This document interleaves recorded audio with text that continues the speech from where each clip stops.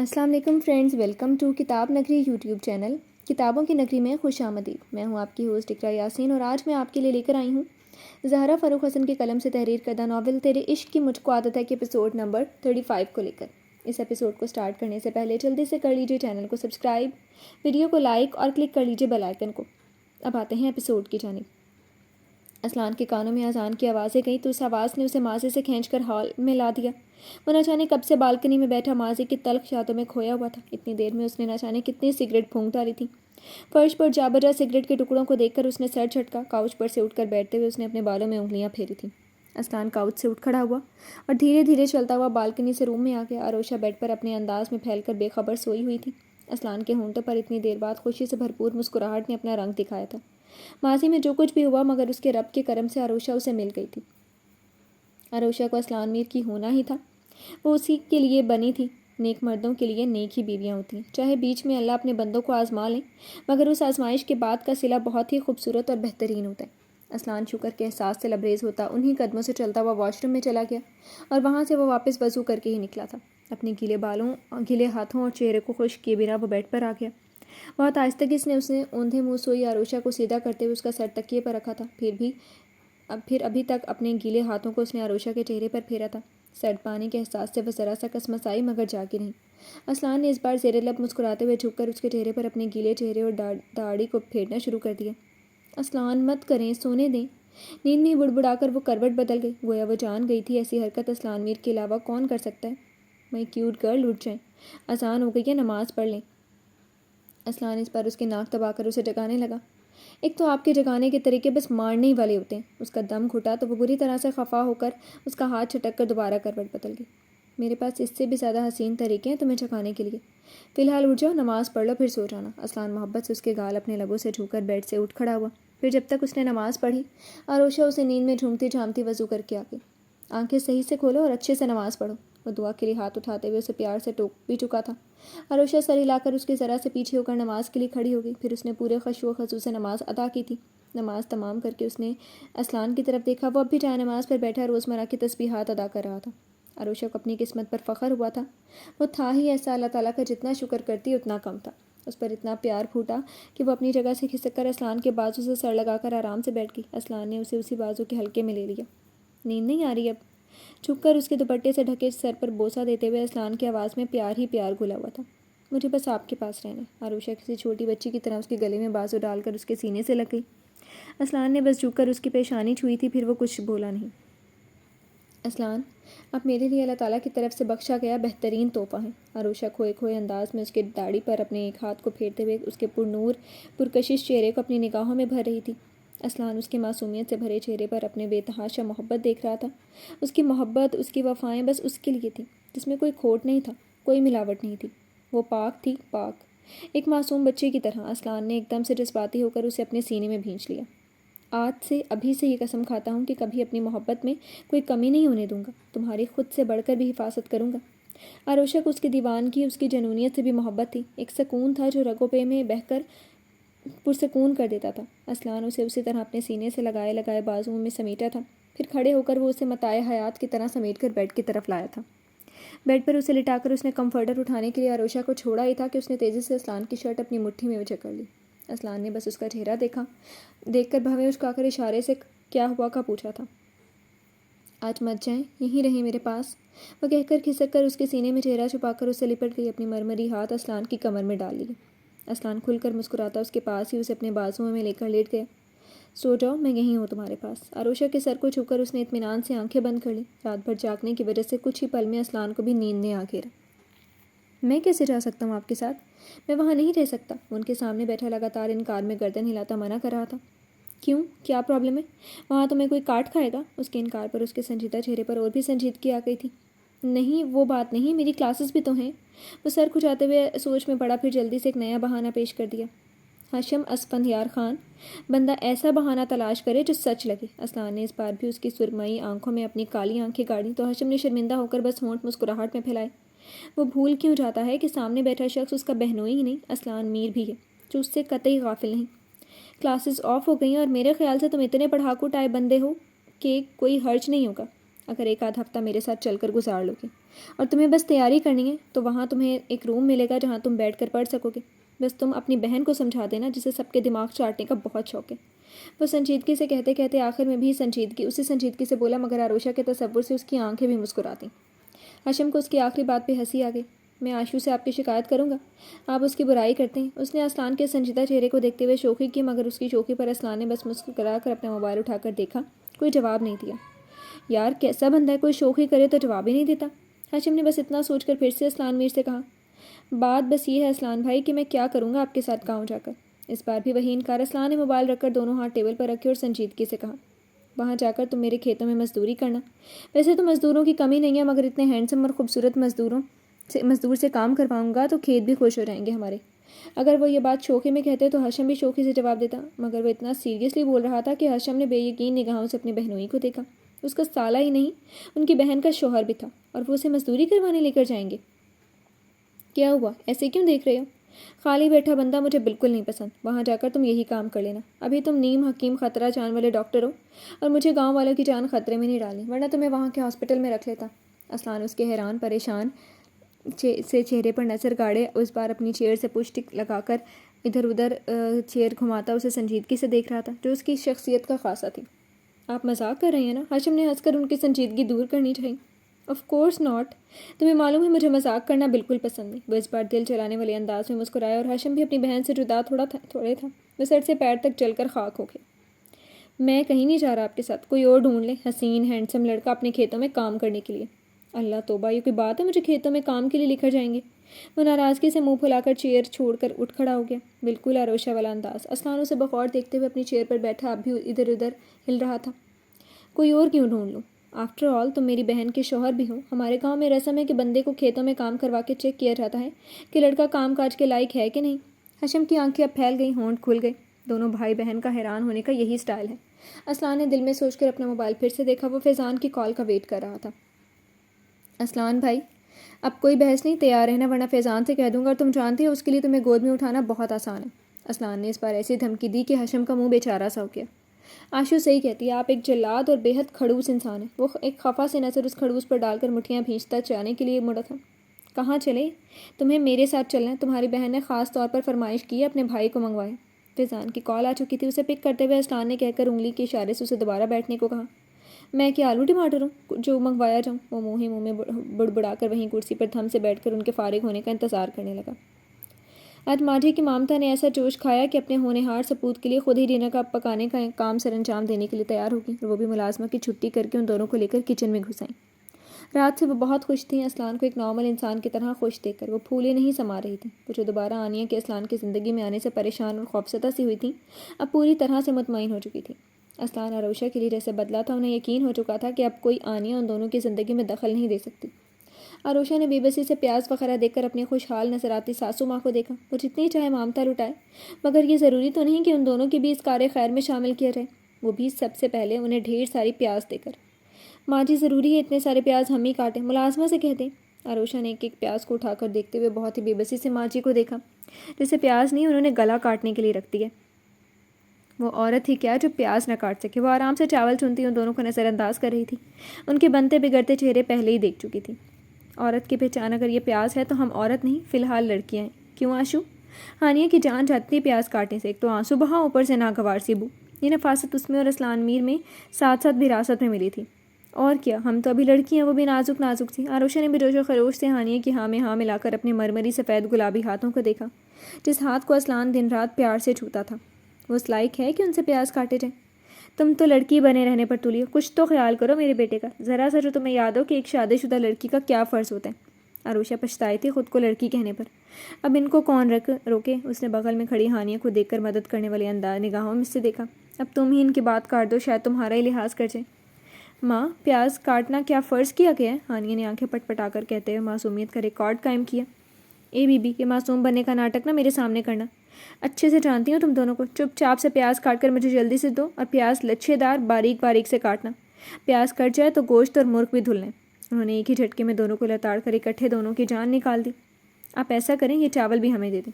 آپ کیوں محنت کر رہی ہیں؟ آروشا تو ایسے چلی تھی کہ اس نے اپنی کھولن چھپا کر پیار سے ان سے کہا. ٹھیک کہہ رہی ہو، یہ ذرا سا کام ہی تو ہے، پیاز کاٹ کر گوشت دھل کر اور چاول چن کر مجھے بلا لینا، تھکن سی ہو رہی ہے۔ وہ بھی ایسی خوش ہوئی کہ چاولوں والی ٹرے کھسکا کر سارے کام پھر سے گنوا کر چیئر چھوڑ کر آنچل سے اپنا چہرہ پہنچ کر کچن سے نکل گئی۔ ادھر ان دونوں کے منہ ایسے کھل گئے کہ مکھی کیا، مکھیوں کی فوج آرام سے وہ وہاں سے گزر اتر بھی چکو، اب اندر ہی بیٹھے رہنے کا سوچا ہوا ہے۔ اسلان کار اپنی جگہ پر کھڑی کر کے پاس بیٹھے ہاشم سے جھنجھلا کر بولا۔ ابھی تک اس کا بگڑا موڈ درست نہیں ہوا تھا۔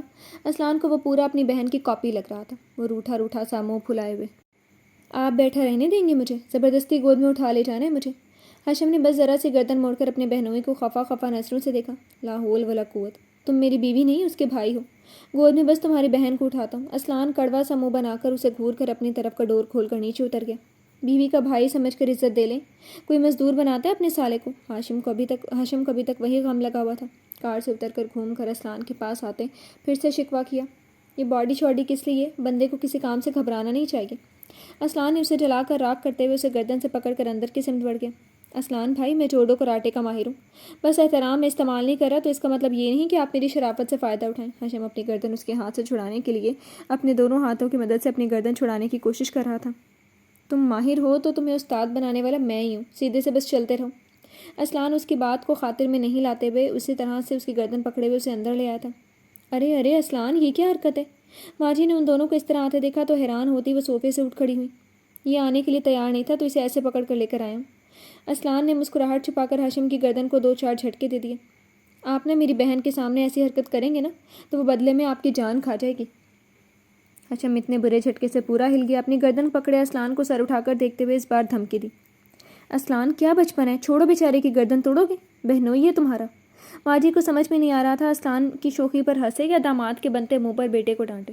یہ نہ میرا بہنوئی ہے نہ میرا سالہ، یہ بس میرا پیارا سا چھوٹا بھائی ہے۔ اسلان نے مسکرا کر ہاشم کی گردن کو چھوڑ کر اسے ایک بازو کے حلقے میں لے کر بھینچ کر خود سے لگا لیا، اور ابھی ہاشم اس کی محبت پر خوش بھی نہیں ہو پایا تھا، اور اپنے بھائی کے ساتھ میں کچھ بھی کر سکتا ہوں۔ اسلان نے اسے اپنے بازوؤں کے حلقے میں لیے 2-4 جما کر اس کے مکے اس کے پیٹ میں مارے۔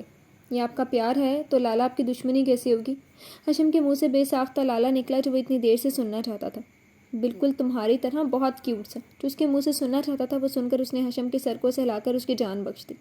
اسلان، ایسے مارتے ہیں چھوٹے بھائی کو؟ ماجی نے مصنوعی خفگی سے اسلان کو ٹوکا، مگر وہ نظروں ہی نظروں میں اپنے خوشی سے چمکتے چہرے والے داماد اور بیٹی کی بلائیں لے رہی تھی۔ کچھ نہیں ہوتا، سالڈ باڈی ہے۔ اسلان نے پھر سے ہاتھ اٹھایا اور اس سے پہلے کہ وہ ہاشم کی پیٹھ کی سکائی کر دیتا وہ یہ کہتا ہوا بھاگا، میں آشو سے آپ کی شکایت کرنے جا رہا ہوں لالا۔ رک! اسلان اب بھی اسی تیزی سے اس کے پیچھے بھاگا۔ آروشہ کی حساسیت کے بارے میں جانتا تھا، اپنے بھائی کو انگلی لگانے والے کی وہ منہ نوچنے کے لیے بھی تیار ہو جاتی تھی۔ آروشہ کچن میں ہے۔ ان دونوں کو سیڑھیوں کی طرف بڑھتے دیکھ کر ماجی نے ہنس کر ہانک لگائی تھی۔ ہاشم اسی تیزی سے کچن کی طرف بھاگا اور اس کے پیچھے اسلان بھی۔ ماجی نے اپنی پیشانی پر ہاتھ مارا اور پھر ہنستے ہوئے انہوں نے دل سے اپنے گھر کی خوشیوں کی دائمی ہونے کی دعا کی تھی۔ اللہ ایسی ساس کسی کو نہ دے جو پیاز بہو سے کٹ پائے۔ آروشہ باریک باریک پیاز کے لچھے کاٹنے میں اب تک ڈھیروں آنسو بہا چکی تھی۔ ناک سکڑ بہتے پانی کو روکتی وہ دہائی بھی دے رہی تھی۔ میری تو ماں ہے، سوچو، وہ نہ کبھی ہم دونوں پر رحم نہیں کرنے والی۔ کچھ یہی حال ہانیہ کا بھی تھا، آنکھیں جلن سے بے حال ہو رہی تھی، ٹیشو سے آنکھ رگڑتی وہ چھری سے پیاز کاٹتی۔ میرے اتنے پیارے پیارے ہاتھ، اسلان کا بس چلے تو اسے کھا جائے اور اب الٹیاں کر دیں گے بو سے۔ بات بیچ میں اچک کر ہانیہ نے جیسے اسے تپایا۔ منہ بند رکھو اپنا، میرے اسلان اتنے نفاستی نہیں جتنی تو خود ہیں۔ آروشہ اور ہانیہ کے بیچ بس یہی ایک چیز کا اختلاف تھا، ہانیہ جتنی نفاست پسند تھی وہ اتنی ہی لاپرواہ۔ میرے لالا ہیں، اچھے سے جانتی ہوں ان کی نفاست پسند طبیعت کو۔ ہانیہ نے پھر سے ٹیشو نکال کر اپنے ہاتھ صاف کیے، پھر ٹیشو ڈسٹ بن میں ڈالا اور پھر دوسرا ٹیشو نکال کر اپنی آنکھیں صاف کی۔ اتنی دیر وہ بس اسے گھورتی رہی، البتہ گھورنے میں آنسوؤں کی وجہ سے کچھ پریشانی سی ہو رہی تھی۔ میں آج اندھی ہو جاؤں گی۔ آروشہ نے اپنی آستین سے ہی اپنی آنکھیں اور ناک صاف کر لی۔ ایک تو تم اور تمہاری یہ گندی عادت، پاس پر ٹیشو نہیں دکھائی دے رہا۔ ہانیہ کو بہت برا لگا تھا، اس نے ٹیشو کا پورا ڈبہ اس کے سامنے پٹکا۔ زیادہ نفاستی مت بنو، پاس کھڑی پہاڑ سی تو تم دکھائی نہیں دے رہی ہو، وہ منحوس ننھا سا ٹیشو باکس کیا خاک نہ دکھائی دے گا؟ آروشہ کو اس بار اپنے اوپر اس کی نفاست جھاڑنے پر غصہ آ گیا۔ ایک تو آنکھیں جلی جا رہی تھی، اس پٹ سے ٹیشو سے صاف کرو، اتنی لمبی لمبی آستین اور دوپٹے کب کام آئیں گے؟ لالا نے تمہیں بہت چھوٹ دے دیا۔ ہانیہ خود ہی ٹیشو سے نکال کر اس کی آنکھیں صاف کر دی، البتہ ناک نہیں۔ اب اتنی بھی محبت نہیں تھی کہ اس کی ناک صاف کر کے الٹیاں کرے۔ ناک بھی پونچھتے نا؟ آروشہ کو انگلی پکڑا دی تو ہاتھ تھامنا تو بنتا تھا نا۔ ہانیہ نے 2-4 ٹیشو کھینچ کر اس کے منہ پر دے مارے۔ اپنے ہاتھ مصرف میں لے لو۔ آشو آشو! ابھی آروشہ جوابی کارروائی کرتی کہ ہاشم کی آشو آشو کی صدا سن کر دونوں نے بے ساختہ پلٹ کر کچن میں داخل ہونے والے راستے کی طرف دیکھا۔ پکارتا ہوا ہاشم اور اس کے پیچھے اسلان۔ हशम। आरुषा भाई को देखकर पूरे जोश से एक हाथ में छुरी और दूसरे हाथ में प्याज लिए हुए आगे बढ़ी थी और इससे पहले वो हशम के गले में झूल जाती, असलान कमाल फुर्ती से हशम का बाजू खींचकर उसे किनारे पे धकेलता अपने रास्ते से हटाकर उन दोनों के बीच में हायल हो गया। आरुषा सीधा अब उसके गले में झूल गई। असलान ने उसे खुद से लगाते हुए हशम को दिल जलाने वाली मुस्कुराहट के साथ देखा था। वो मुंह बनाता बस उन्हें घूर कर रह गया। उधर हानिया भी भाई के इस अंदाज पर अपनी हंसी छुपाने लगी। उस रात देखा था अपने लाला की जेलसी, वो आरुषा के मामले में क्रेजी से थे। आप? आरुषा को एहसास हो गया कि हशम तो नहीं। हशम की जगह असलान को देखकर वो उसकी शरारत समझ गई। जी मैं। ये आंखें इतनी सुर्ख क्यों हो रही हैं? असलान ने उसे खुद से जुदा किए बिना उसकी बेतहाशा सुर्ख होती ग्रीन आंखें देखी। वो आंखें जान थीं उसकी, उनकी तकलीफ उसे कहाँ बर्दाश्त थी। सुर्ख नहीं होंगी तो और क्या होगा? देखें क्या किया दिया है सासू माँ ने। आरुषा का प्याज काटने वाला काम नए सिरे से ताज़ा हो गया। अपने हाथों को उठाकर हाथों में ली हुई प्याज छुरी को असलान को दिखाया। किस लिए? ज़रूरत क्या थी? असलान को उसकी सुर्ख आंखें, सुर्ख नाक, सुर्ख आंखें और बेतहाशा गुलाबी होते लब बेचैन करके वो उसे लिए उस तरफ बढ़ा जहाँ टिश्यू पेपर रखा हुआ था। किस लिए? असलान आप नहीं जानते, उनकी मामता भूटी आपके लिए। वो आज आपको डिनर अपने हाथों से बनाकर खिलाएंगी और प्याज हमें दे दी काटने के लिए। गोश्त मुर्ग भी हम धोएंगे और चावल भी चुनने। उसी तरह उसके बाजुओं के घेरे में सारी दास्तान सुनाने लगी। ये देखे बिना कि वह दोनों उन दोनों को मुस्कुरा कर देख रहे थे। कोई ज़रूरत नहीं है इन सब कामों की, मुलाजमा कहाँ गई है? असलान ने तेज़ी से उसके हाथ से प्याज और छुरी लेकर एक तरफ उछाल दी और टिश्यू बॉक्स से टिश्यू निकालकर बड़े प्यार से उसके चेहरे को साफ किया था। दो रोमांटिक कपल को अपने में गुम देकर हशम ने सर झुकाकर अपनी हंसी दबानी शुरू कर दी। उधर हानिया हैरत से मुंह खोले अपने लाला को देख रही थी, जो कैसे नफासते थे और अब कैसे आराम से बीवी के चेहरे यहाँ तक कि उसके नाक तक को साफ कर रहे थे। मोहब्बत के इंसान को इतना बदल देती है। मैं तो कभी हशम की नाक ना साफ करूं। वो सोचकर एकदम से एक तरफ किचन काउंटर से टेक लगाकर खड़े हशम को देखने लगी। उसी वक्त हशम ने भी उसकी तरफ देखा था।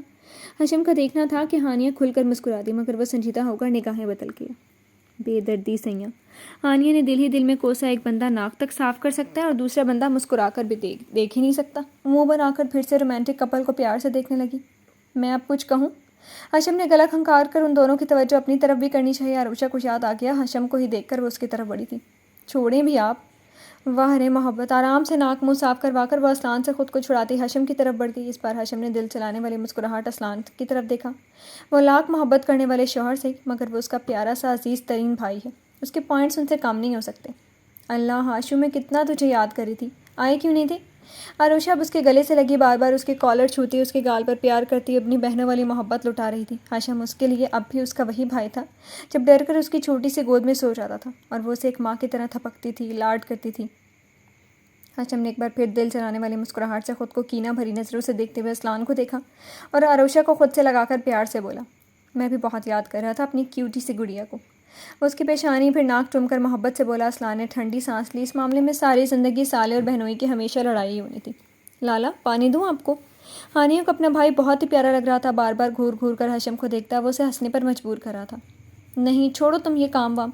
माँ को क्या सूझी तुम दोनों से काम करवाने की? वो आकर हानिया के हाथ से भी प्याज लेकर दूर फेंक चुका था। लाला, माँ से कहीं ना, हमसे नहीं करती प्याज व्याज। हानिया खुशी और जोश से उसके बाजू से लग गई। तुम दोनों छोड़ो, मैं माँ से कह दूँगा। अच्छा, एक तरह से प्याज के कटवा ली। भाई को बुरा लग गया। अंदर आकर माँ जी उसके जुमले सुनकर खफकी से बोली। वह देखने आई थी उन दोनों ने अपने अपने काम ख़त्म किए कि नहीं, और यहाँ अलग ही दास्तान चल रही थी। बहू अपने भाई को लाड दिखा रही थी, बेटी अपने भाई से लाड करवा रही थी। आरुषा और हानिया ने एक दूसरे को देखा, फिर माँ जी को। माँ रहने दे, कोई काम नहीं करेगा, मुलाजमा किस लिए? असलान ने कहकर बात ही ख़त्म कर दी। हानिया और आरुषा बेइंतहा खुश हो गए। माँ जी ने बारी बारी सबको देखा, फिर तासब से सर हिलाकर किचन से बाहर निकल गई। शाहनवाज़ खान बेचैनी से इधर उधर घूमता किसी का इंतज़ार कर रहा था। बेचैनी उसके हर अमल से जाहिर हो रही थी। वो तो कब से उससे मिलना चाहता था, मगर मुश्किल दूसरे की तरफ से थी।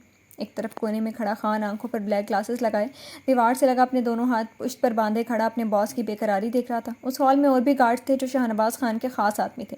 तभी वहाँ वही औरत दरवाज़ा खोलकर दाखिल हुई थी। खान ने ग्लासेस के पीछे छुपी आंखों से उस औरत को देखा। चाल ढाल और पहनावे से वो औरत बहुत ही ख़ानदानी लग रही थी। एक अलग ही शान थी उस औरत की। कीमती लिबास, कीमती ज्वेलरी। लगता था यहाँ आने से पहले वो ब्यूटी पार्लर से होकर आ रही थी। चेहरे पर ताज़ा मेकअप की झलक थी। वो अपनी उम्र से कहीं ज़्यादा कम नज़र आ रही थी। उसने बेख्तियार अपने ग्लासेस को दुरुस्त किया था। कहाँ थी तुम अब तक? शाहनवाज़ उस औरत को देखती गुस्से से कहते उसकी तरफ बढ़े थे। कभी तो शायरी प्यार से बात कर लिया करो हमसे। वो औरत जितनी अपनी शख्सियत से रख रखाव और ख़ानदानी लग रही थी, अंदाज़ से बयां उसका उतना ही बाजारों वाला था। खान अब भी बहुत गौर से उन दोनों को देख रहा था। अपनी ये थर्ड क्लास की चीप बातें अपने तक ही रखा करो। ये बोलो, कहाँ थी अब तक? शाहनवाज़ खान पहले से ही बहुत परेशान थे। उस पर से उसकी छिछोरी बातें वो बुरी तरह से भिन्न आ गए। خود کے بارے میں کیا خیال ہے؟ تم سے تو بہتر ہوں، کم سے کم ایک اچھی خاندانی بہو ہوں۔ اس عورت کو شاہ نواز کی توہین آمیز بات بالکل اچھی نہیں لگی تھی۔ گردن اکڑا کر اس نے شاہ نواز کو دیکھا۔ اچھی اور خاندانی بہو؟ وہ استہزائی انداز میں ہنسے۔ بس ایک لمحہ لگے گا وہی اچھا خاندان تمہیں دھکے مار کر باہر پھینک دے گا۔ اس بار ان کی آواز میں اتنی حقارت تھی کہ وہ بری طرح سے جل گئی۔ زبان سنبھال کر شاہ نواز خان، اپنی اوقات مت بھولو، تم ہو کیا؟ میں جو بھی ہوں ڈنکی کی چوٹ پر ہوں۔ تم تینوں کی طرح میں نے شرافت کا چولا نہیں پہنا ہوا۔ جو کرتا ہوں سب کے سامنے کرتا ہوں، کسی کے باپ سے نہیں ڈرتا۔ خان ان دونوں کے لڑتے دیکھ کر حیرت کر رہا تھا۔ کون کہہ سکتا تھا یہ لوگ آپس میں ایک ساتھ کام کرتے ہیں، ایک دوسرے کے رازدار ہیں یہ۔ اچھا کول ڈاؤن، میں تو یوں ہی مذاق کر رہی تھی، ورنہ تمہاری یہی ادا پر تو فدا ہوں، ورنہ وہ ملک امجد تو مجھے اپنی ملکہ بنانے پر تولا ہوا تھا۔ وہ عورت پل میں گرگٹ کی طرح رنگ بدلتی بڑے ناز و ادا سے شاہ نواز کا بازو تھام کر لگاوٹ سے بولی۔ شاہ نواز خان بھی ٹھنڈے ہو گئے۔ کیوں بلایا؟ وہ بھی اتنی ایمرجنسی میں؟ جانتے ہو نا آج کل گھر سے نکلنا کتنا خطرناک ہوا ہے۔ وہ عورت اسی لگاوٹ سے شاہ نواز خان کے بازو سے لگی ہوئی تھی۔ ملک امجد کا قتل ہو گیا۔ شاہ نواز خان نے آخر دھماکہ ہی کر دیا۔ واٹ؟ وہ عورت پل ہی میں ساری ناز و ادا بھرے جلوے بھول کر شاکڈ ہو کر چینخ پڑی۔ جی تو فرینڈز، کیسی لگی آپ کو آج کے ایپیسوڈ؟ کمنٹ سیکشن میں ضرور بتائیے گا۔ پھر حاضر ہوں گے نیکسٹ ایپیسوڈ کے ساتھ، تب تک کے لیے اجازت دیجیے۔ شکریہ، اللہ حافظ۔